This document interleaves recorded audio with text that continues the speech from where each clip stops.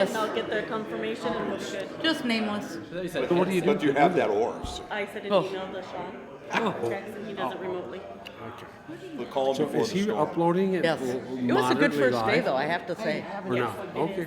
It's just, it's a plug-in. It flew. Yeah, there's one on my side. Yeah, you got one.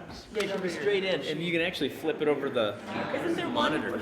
See? There's one right up here. Might be one up here. Yep, there's right behind us too. You have to crawl down there, yeah. That helped. I've already had all. We're on? I've had all the. Okay. Northwinds, and I'm gonna have a roll. All right, it's 7:30 on January 6th, 2020. We're in the Crow Wing County Historic Courthouse on the third floor County Boardroom, and I will call to order the Brainerd City Council meeting.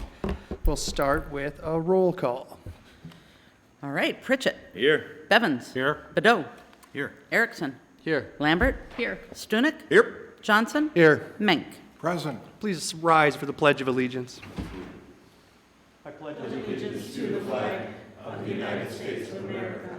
And to the republic for which it stands, one nation, under God, indivisible, with liberty and justice for all. Okay, that brings us to the next item on our agenda, which is the approval of the agenda.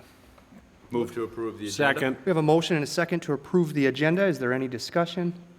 Seeing none, we'll vote. All in favor say aye. Aye. Opposed, same sign. That motion carries. Next up is the consent calendar. Notice to public. All matters listed are considered routine by the council and will all be enacted by one motion. There will be no separate discussion of these items unless good cause is shown prior to the time the council votes on the motion to be adopted by roll call. Move to approve the consent calendar. Second. We have a motion and a second to approve the consent calendar. Is there any discussion? Seeing none, we'll vote by roll call. Pritchett. Yes. Bevins. Yes. Bedeau. Yes. Erickson. Yes. Lambert. Yes. Stunek. Yes. Johnson. Yes, that motion carries and brings us to the next item on our agenda, which is council committee reports. We'll start with the Personnel and Finance Committee. Alderman Bedeau. All right, we have 6 items on our agenda, the first of which is the scolding of Vikings, and I so move. All right, no, in all reality, it is the payment of bills and transfer of funds, including the year-end accounts payable, and I so move. Second. We have a motion and a second. Any discussion? Seeing none, we'll vote by roll call. Pritchett. Yes. Bevins. Yes. Bedeau. Yes. Erickson. Yes. Lambert. Yes. Stunek. Yes. Johnson. Yes, that motion carries. And that should be your last roll call for the night. All right, our next item is the Parks and Recreational seasonal pay rates, and the motion coming out of committee is to approve the pay increase of seasonal employees as presented, and I so move. Second. We have a motion and a second. Any discussion? So the information is listed there. It's a small increase, mainly meant to give a very small little bonus to people that return. So trying to keep some of these seasonal employees on. It's not a huge difference, but that may allow us to retain some employees, so. Okay, any other discussion? Hearing none, we'll vote. All in favor say aye. Aye. Opposed, same sign. That motion carries. All right, next up is the police officer resignation. The motion coming out of committee is to accept Officer Andrigna's resignation with regret. Second. We have a motion and a second. Any discussion? Seeing none, we'll vote. All in favor say aye. Aye. Opposed, same sign. That motion carries. All right, and the next item is also police sergeant retirement, and the motion coming out of committee is to accept Sergeant Mellon's retirement with regret and authorize the Civil Service Commission to establish a new sergeant eligibility list, and I so move. Second. We have a motion and a second. Any discussion? Seeing none, we'll vote. All in favor say aye. Aye. Opposed, same sign. That motion carries. All right, next item, the 2020 Pay Equity Report Update. And so the motion coming out of committee is to accept the report as presented. Second. We have a motion and a second. Any discussion? So this was not actually in the packet. This was something that came in a little late, so we've got that as a separate memo. The information is listed there. The big thing is that we are in compliance. That's a good thing to be. Any other discussion? Hearing none, we'll vote. All in favor say aye. Aye. Opposed, same sign. That motion carries. All right, in the LMCIT liability coverage waiver form, the motion coming out of committee is to approve and submit the liability coverage waiver form with the does not waive the monetary limits on municipal tort liability established by Minnesota statute, section 466.04, option selected. Second. We have a motion and a second. Any discussion? So this is something we have to do annually. It is pretty much I'm drawing a complete blank right now, but in order to protect ourselves from endless amounts of money in a type of litigation with a liability, we need to select this on the form. You check that box. Yeah, check that box. That was a great explanation of it. You all are very welcome. Any other discussion? It's been a long year already. Let me drink some more energy. We're gonna have it drink. auto-tuned and be playing it next meeting. Yeah, nailed that one. All in favor, say aye. Aye. Opposed, same sign. That motion carries. End of report. End of report. Thank you, Alderman Bedell. Let's go to the Safety and Public Works Committee and try and make it quick. Alderman Bevins. Thank you, Mr. Chair. We'll do our best. The issue is brought forth by Community Development Director Chansky regarding the struggles to enforce Section 825, Subdivision 2 of the Code of Ordinances, which requires sidewalks to be clear of snow within 48 hours after each snowfall. This is a citywide ordinance, but the issue is maybe had more complaints recently on Highway 210 Washington Street. The motion is to continue to enforce Section 825, including abatement at the cost of the property owner, and I so move. Second. We have a motion and a second. Any discussion? Mr. Chair, the discussion really was, there are people who do this, that accomplish it every single snowfall. And it is not easy on 210, especially with our partners at MnDOT doing their job on Highway 210. The only caveat is to make sure staff's aware of that the purpose of this is to get the sidewalk shoveled, not to build up thousands of dollars worth of fines. And even if it means and staff is very aware of this and good at it, even to the point where they'll go visit property owners and say, hey, you got to participate, you got to clean up your sidewalks. So I'm confident that we all work together. This is a city, a community. We have to be on the same team, and it's important when you don't shovel your sidewalk that you're hindering other people's mobility, and it's just not fair. So you live in a community. Washington Street is a busy place. I get that. It's not always easy. I get that, but you got to make the effort. Thank you. Okay, have we considered, and maybe it's for David or Paul, but have we considered looking into what it would cost for the city to do like Washington Street and 6th Street, so we at least have an east-west and north-south corridor clean at all times? The sidewalks, you mean? Yeah. Sidewalk corridors, yeah.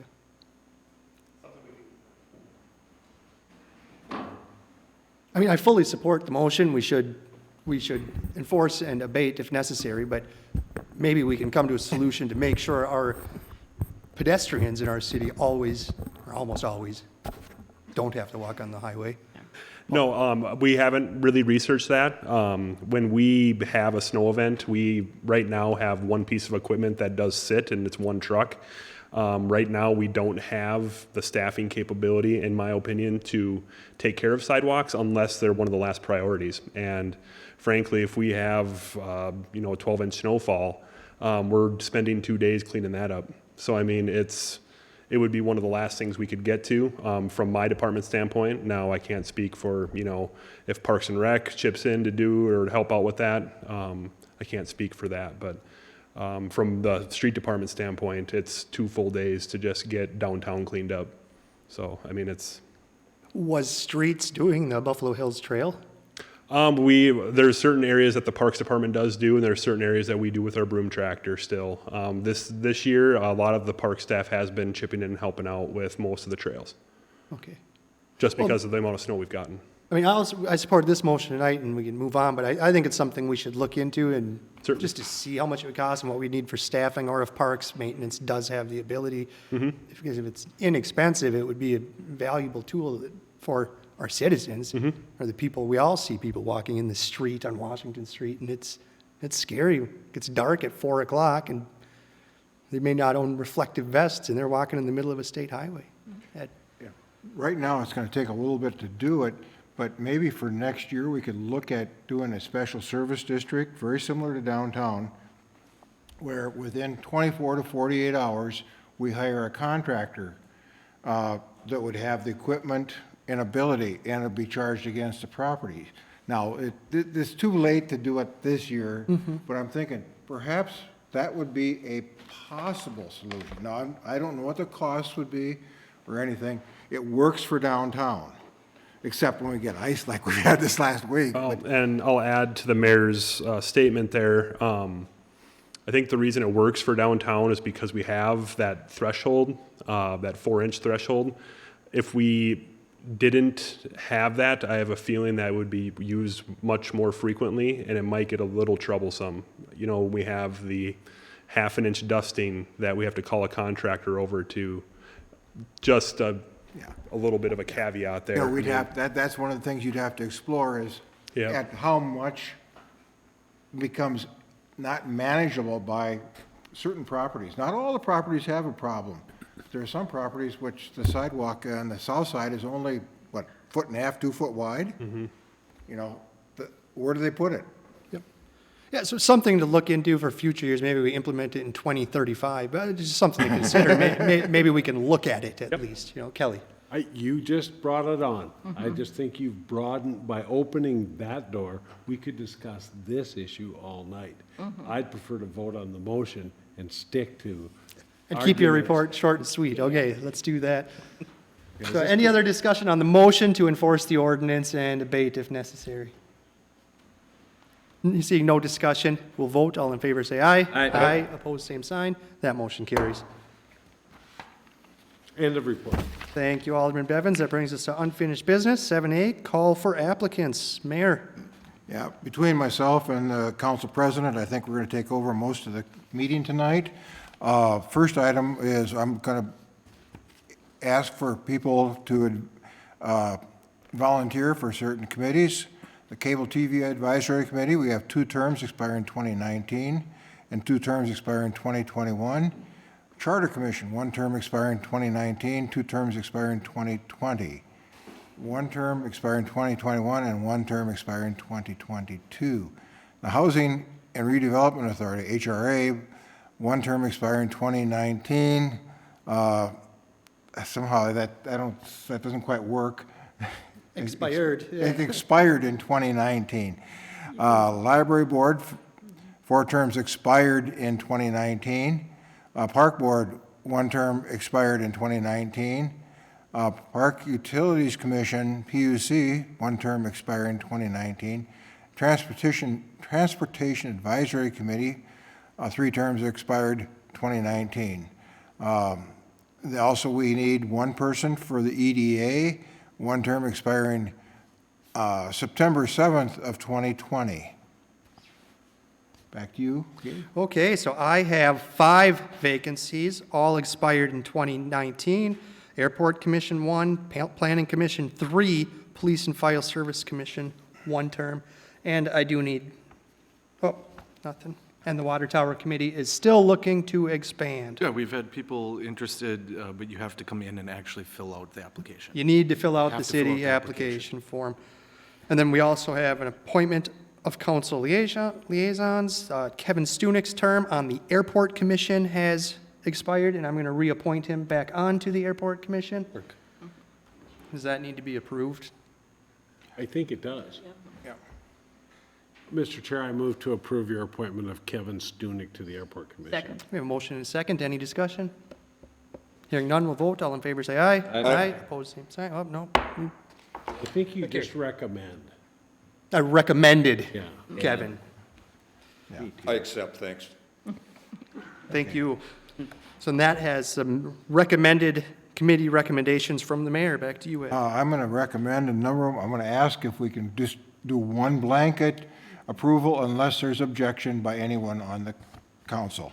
Does anybody object to a blanket approval? No. Mr. Chair, I move to approve C, A through J. Second. We have a motion and a second to approve all of the the recommendations by Mayor Menk. Is there any discussion? You want to say anything, Ed? No, thank you very much. Yeah, all right, all in favor, say aye. Aye. Opposed, same sign. That motion carries. And then I have 4 recommendations to make. Looking to have them approved. Second. So we have a motion to approve A through D. Any discussion? Hearing none, we'll vote. All in favor, say aye. Aye. Opposed, same sign. That motion carries. That brings us to the next item on our agenda, which is the CM Brainerd lot split. Community Development Director Chansky. Thank you, Mr. President. As the City Council addressed a similar situation back in December, this is a lot split that was submitted for an administrative subdivision, so going from 1 lot to 2. This is an unplatted lot up in northwest area of the city along Beaver Dam Road. In this situation, it's as similar as before. The lot, as it sits now, is in an RA zoning, which requires the lot to be a minimum of 20 acres. I should say, sorry, 40 acres, thank you. 40 acres, and with a minimum lot width of 500 feet. First of all, this lot, as it sits right now, is actually non-conforming, which would also make the subdivision of both of these lots also non-conforming. Therefore, I am unable to approve this administrative subdivision and had to deny it. With that being said, I am actually in favor of this lot split. So in your packet, there is an appeals letter from Mr. Mark Sugden of Pemberton Law, who is submitting this on behalf of the parcel owned by CM Brainerd LLC, requesting that the City Council, in their role as the Board of Zoning Appeals, reverse my decision. Okay, is there a motion? Oh, may I ask You a have question? questions of first? Yeah, Mr. Chansky, I appreciate the plat that's in here. Can you tell me where this is? Yes, so if you're thinking A on, map that shows where this is. if you can think Beaver Dam Road, so think Riverside, you're gonna turn off Beaver Dam Road. First you have, I think it's the Edgewater Apartments, the home. Yep. And then you have Northtown. It is immediately north of Northtown. So there's 2 lots, But there's it 2 looks like homes. it's on the other side of the road. It looks like it's on the, It is on the east side of the road, okay. or north, I think it'd be north. Doesn't east side. look that way based on your drawing. So on the plat that you see in your So O'Malley and Crown's packet, drawing. it would be on the Beaver Dam is on the left side of the road, left side. So it says tract A, tract B, Beaver Dam's on the left side. Got it. As you're leaving Riverside, Yes. it's on the right. Yes. Okay. And the second question I have, if I may, Mr. Chair, any idea what they're going to do with this? The purpose of this lot split is to, they're going to split the lot. The current owner, CM Brainerd LLC, is going to keep tract A, which is that northern section. That southern section is being sold to a developer who will be developing that parcel along with another parcel, and they will be planning on coming before the city for approvals in the coming months. Residential development? You say development. Residential/commercial, does that refer to it well? They're not looking to change the zoning. It's zoned. Not at this time. It's zoned RF. It's zoned RA, so A, the entity that will be purchasing tract B in this case will be coming forward in the coming months they'll need a rezoning, they're gonna plat the property, and they'll also need a conditional use permit. They just did not want to rezone it now, as CM Brainerd wants to keep their parcel as RA for the time being. Okay, may I ask? None of my concern, but the purchaser hopefully realizes that those aren't givens, right? That's none of my concern. Correct. That's just a comment. Correct. My last question is there any, since we did so many assessment deferrals on Beaver Dam and Riverside Drive, are we gaining anything? Or does this have a bunch of deferred assessments on it from those There are about projects? $102,000 in deferred assessments. The 2 entities have agreed that the current property owner will maintain all of those deferred assessments on tract A. And part of those deferred assessments they do not go into effect until the property is platted or developed. Thank So they won't go into effect until Tract A is developed. Mr. Chair, then I'm going to vote against this, because if there's no assessments being caught up based on the sale of a property, which in my opinion is part of the deferral process, is when the property sold or subdivided, those assessments are paid. I am 100% voting against this. So I know there's no motion. Yeah, but- we don't have a motion yet. But I want to make sure that that's clear. If this property, if they're asking for something from the city, they should be paying at least, they really should be paying the entire assessment. So, not just B. They should be paying the entire assessment, because the deal with deferring assessments is you get to be deferred until the property is subdivided or sold. So, All right, so I have a question. Do the developers, do the property owners just get to make a choice where the assessments sit? Couldn't you just leave a tiny corner of a property that you're never going to use to be your assessment corner and Yes. never pay it? yes. If I may, Mr. President, thank you. When Beaver Dam Road and Riverside Drive assessments were originally adopted, the idea behind them is that the assessments would remain deferred until a subdivision or a connection to water and sewer. My initial look at this was that is left up to some interpretation, because is a lot split really a subdivision until it's a plat, number one? Number two is that there's no connections to water and sewer yet. These assessments were originally for the water and sewer that were put into Beaver Dam Road. If there's no connection to water and sewer, I have a hard time thinking that until those properties are actually platted and buildings are constructed, that the water and sewer assessments remain deferred until there's actually a connection to the system. But if we say the tract you don't want to develop has all the assessments and the tract you are going to develop doesn't have assessments, we wouldn't be getting any assessment revenue back. Is my understanding that the tract that is what is tract B in this circumstance is going to be a driveway. So in my opinion, I think that it makes more sense to leave the deferred assessments on tract A at this time due to the fact that those will actually be developed at some point. It makes the most sense to me, and I think Alderman Bevins, that when the transfer of property takes place, the assessments are paid.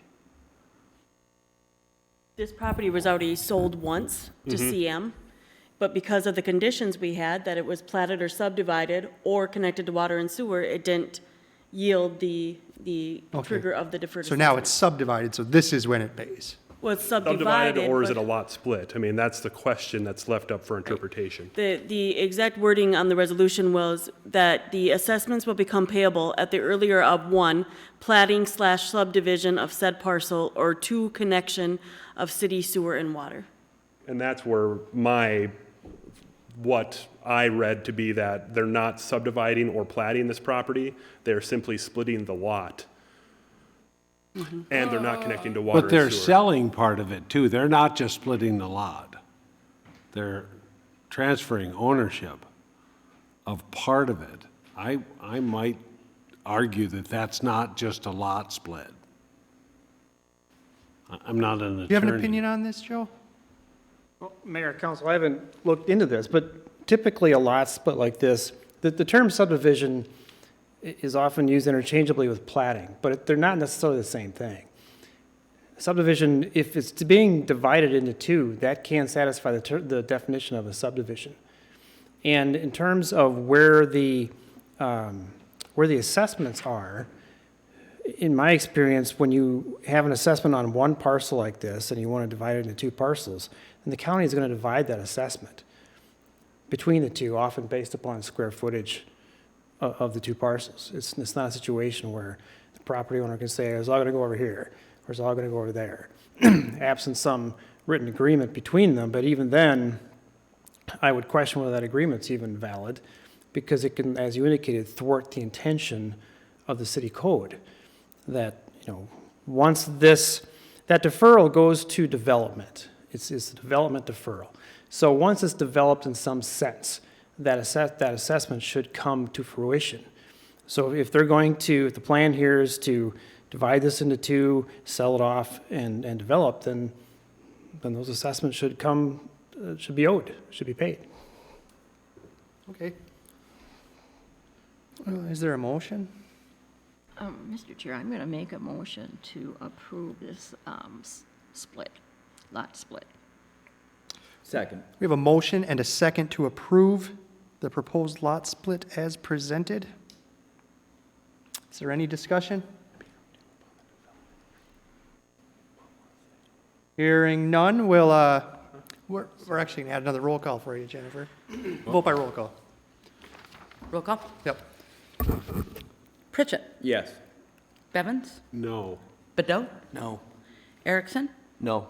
Lambert. Yes. Stunek. No. Johnson. No, that motion fails. Does anybody have a motion, or are you ready to move on?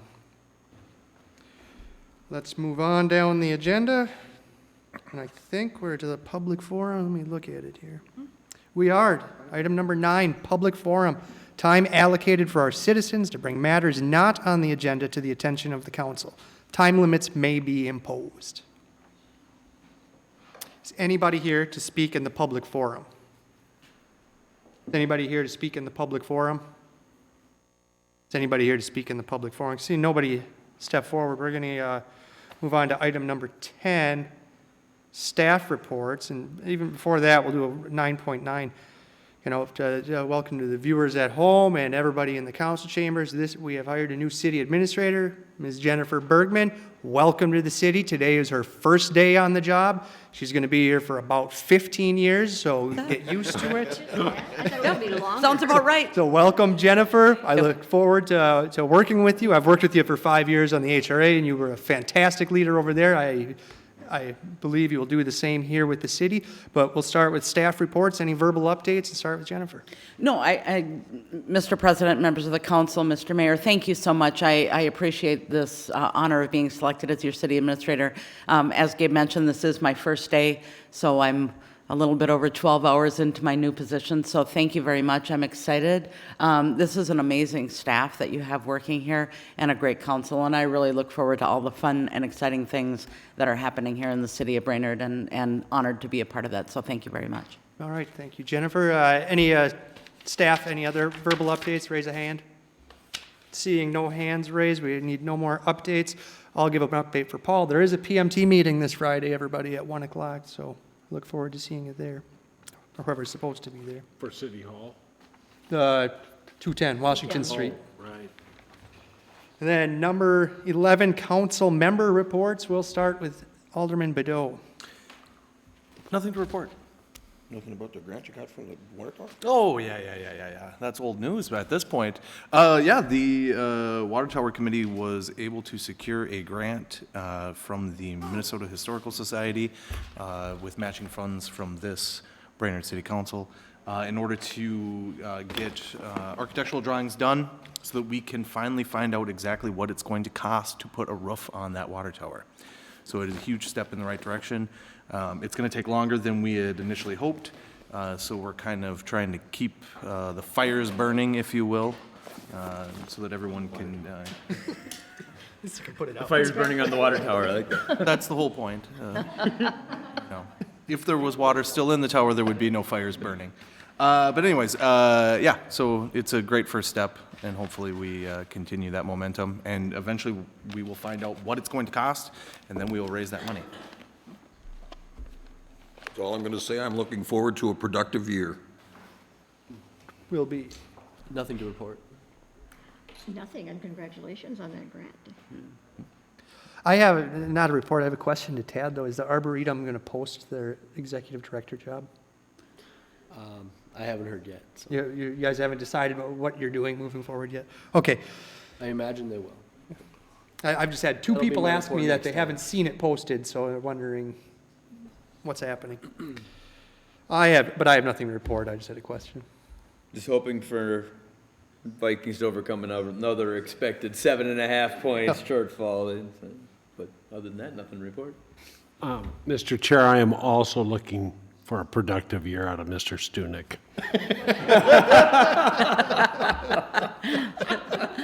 Kind of teed that one up. Yeah. That was a little softball. Mayor Mink. Yes, I got a couple of things. One, I wish to thank the street department. They did a fantastic job in a rather nasty couple of snow events. It was amazing. I got a number of phone calls from citizens complaining about the snow removal. Their driveways were plugged, their alleys were plugged, et cetera. But when I explained to them that, yes, we can cure this with probably a $500 additional tax bill to them, suddenly they were able to handle their own snow problems. So, you know, I don't think we want to go and push that number that high. I did get a kind of an interesting young lady wrote me a letter. I happened to be out at Forest View today with an advertising program, and the young lady came up to me and says, I wrote you a letter. And I just got it today, and I got it here. Young lady's name is Piper Hastings. She wrote a letter asking about needs a stoplight on 210 and County Road 18, I believe. It's outside of our jurisdiction, but I'm going to be sending her a nice letter, and I'm really thrilled to see young people, fifth graders, specifically take interest in our community. I'm looking forward to having her grow up and become a member of our community and be a volunteer. So at this time, I wish to say thank you very much. Jennifer gave me probably my best birthday present ever. Thanks, Jennifer, for joining us today. And as is tradition, the city administrator will sing a rendition of happy birthday to the birthday boy. Do you want me to stay? Because if I sing, you're going to make me walk right out that door. Thank you, Jennifer. Happy birthday. Has it been 15 years already? Exactly. Okay, looking for a motion to adjourn. So moved. We have a motion and a second, and all in favor say aye. Aye. Opposed, say sign. That motion carries. We are adjourned. Isn't it funny how we get a new city administrator, we do a meeting and it's a king day? That's amazing. Yeah, Tuesday the 21st. Yeah. I see you guys at school off on the 20th. I don't.